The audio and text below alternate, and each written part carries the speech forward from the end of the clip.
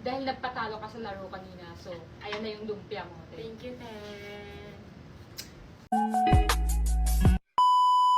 So, di na ako nakapag-take ng video kanina kasi na-busy na ako and yeah. So, ngayon is lulutuin ko na siya. And ayan si Mama.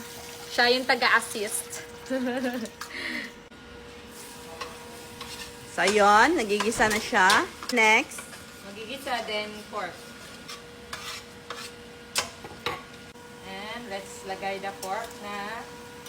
Putting the pepper. Siya na ang aming private chef. Grabe naman yan, te. Eh, wala ko karne. Ayaw niya kumain ng may gulay. Dito ka. Ang arte mo naman, Kena. Mekus.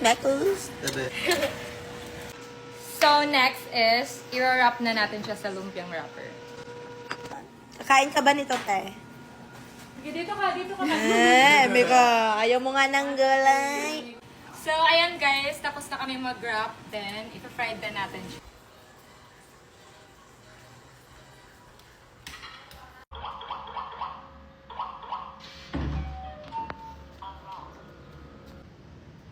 So, ito na yung lumpia mo. Thank you, Te. Binigyan mo talaga ako, Te.